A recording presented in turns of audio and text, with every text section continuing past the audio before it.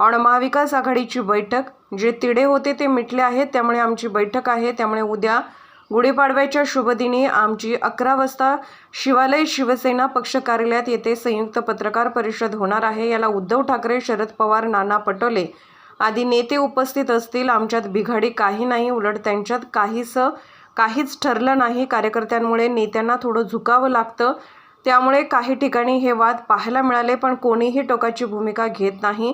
ते चांगलं बोलतात। उद्या आम्ही सविस्तर बोलू, काही मतभेद नाहीत। पश्चिम बंगालमध्ये DNCचे नेते काही गोष्टी समोर आणत असतील तर ते खरं आहे। निवडणुका सुरू आहेत, त्यात यंत्रणा अशा प्रकारे त्रास देत आहेत। काय गुन्हा झाला ज्याची चौकशी सुरू आहे, ते उमेदवार होऊ शकतात। मोदींनी टीका केलेल्या लोकांना सत्तेत घेतलं, त्याचं काय?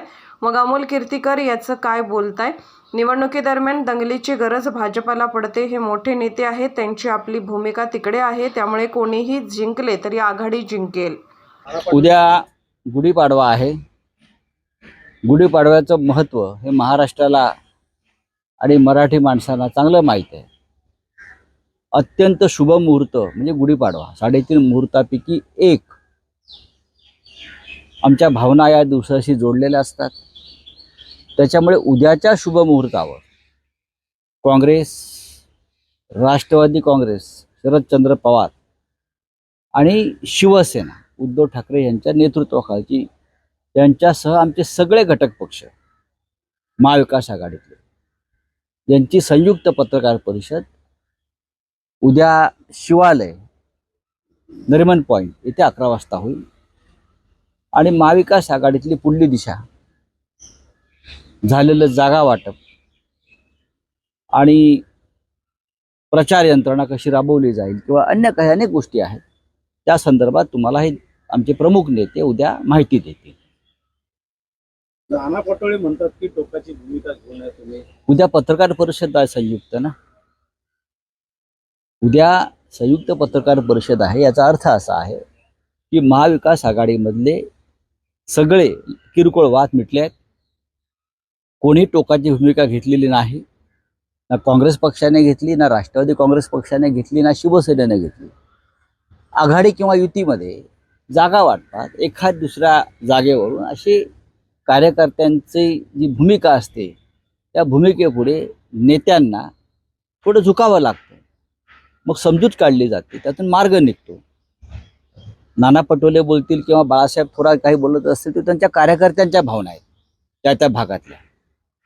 मग शिवसेनेच्या सुद्धा अशा प्रकारच्या भावना काही ठिकाणी झाल्या, आम्ही त्यांना शांत केले। काही ठिकाणी राष्ट्रवादी काँग्रेसचा आग्रह होता कार्यकर्त्यांचा, पण आता काही ठिकाणी CPIM, CPIM यांना काही जागांसंदर्भात आग्रह होता। त्यांच्याशी चर्चा करून, कार्यकर्त्यांशी चर्चा करून आम्ही काही मार्ग काढलेला आहे।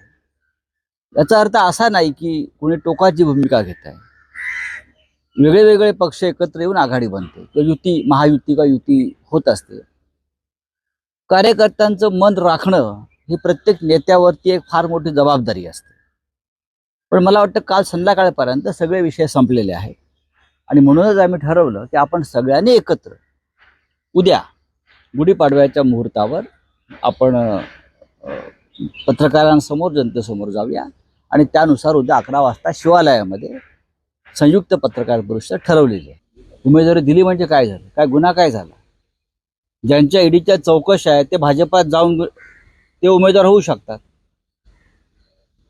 ज्यांच्यावर खटले दाखल झाले आहेत ही ती चौकशी आहे, आणि ज्यांच्या गुन्ह्यांवर मोदींनी हल्ले केलेले आहेत ते आणि त्यांच्या बायका मुलं ते स्वतः भाजपचे आणि त्यांच्या आघाडीचे, युतीचे उमेदवार होऊ शकतात। आणि तुम्हाला अमोल कीर्तीकरवरती प्रश्न पडलाय? कोणाला प्रश्न पडला अमोल कीर्तीकरांवर?